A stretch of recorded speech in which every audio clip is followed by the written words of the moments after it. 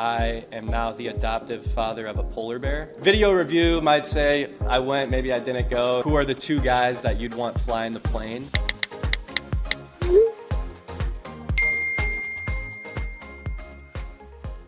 Welcome into the latest edition of Chasers Chat, presented by Lamson Dugan Murray. I'm the voice of the Omaha Storm Chasers, Nick Batters, and this week we're chatting with Storm Chasers outfielder John Rave.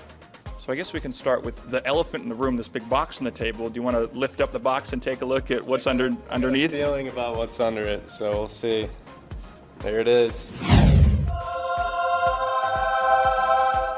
So yeah, it turned out great. That was a crazy play, and it's kind of cool to see it on a little bobblehead.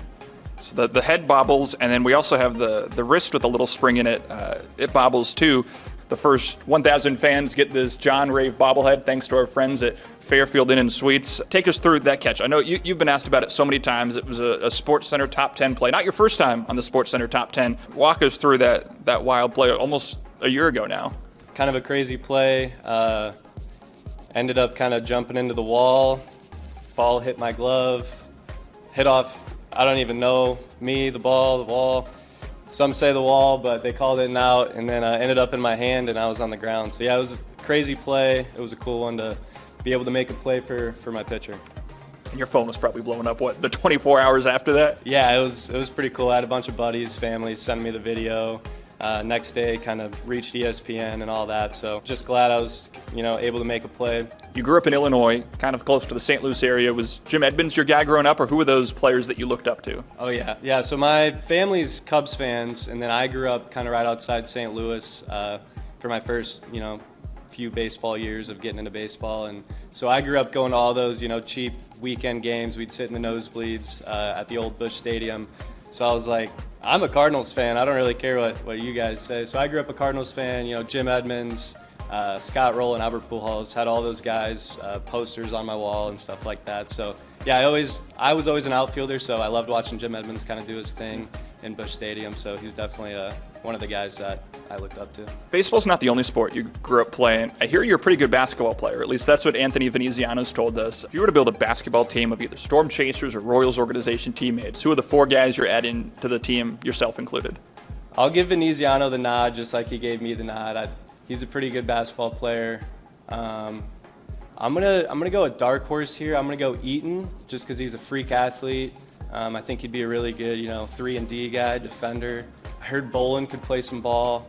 I'll go Bolin as the big, kind of a stretch 4.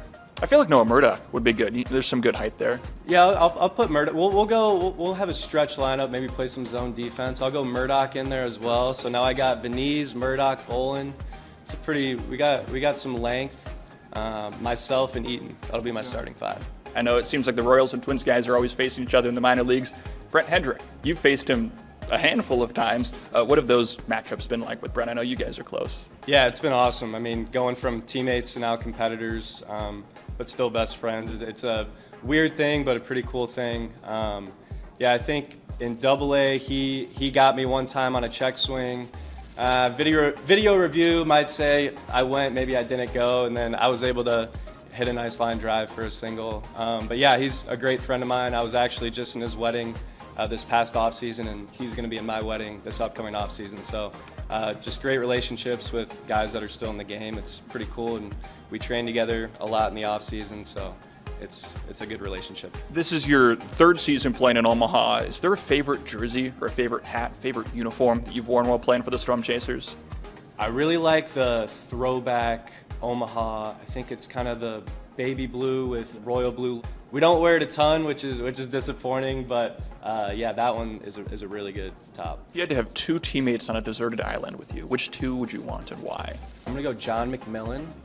I'll go Nate Eaton again. I mean, he VMI, military guy. I feel like he's probably hitched a tent or had to sleep under, in the forest before maybe for training. So I'll go those 2 guys and, have them kind of lead the way, and I'll give my input when I feel needed. I don't know if we're batting 1,000 on people saying Nate Eaton to that question, but it's a whole lot of people. Yeah, I mean, we have a running joke. Since we're in the airport so much, we got a running joke of a similar question of who are the 2 guys that you'd want flying the plane if you had to pick 2 teammates, and Nate's up there for a lot of that too. Is there one fact that people might not know about you, or something about John Rave that people might not know? Do you want to make sure the world knows? When I was super little, I think I might have been like 8 or 9 years old, from the St. Louis Zoo, I had family members get me a certificate that said I am now the adoptive father of a polar bear, which I'm sure they sell thousands of those a year. But for 5 years in a row, that would be my fun fact at every school event. They'd be like, oh, like what's a fun fact about you? I'd always say, if you don't know this about me, I'm the adoptive father of a polar bear in the St. Louis Zoo. I'm sure he's not there anymore, but once upon a time, I had a polar bear in the St. Louis Zoo. So our social media manager, Nina, likes to do deep dives on guys' Instagrams and social medias and find a post to ask you about. Would you ever put your hair in a ponytail like this again? Oh, no. Yeah, you know, in high school I had some tough hairdos. We had a rule where I couldn't have my hair past my collar.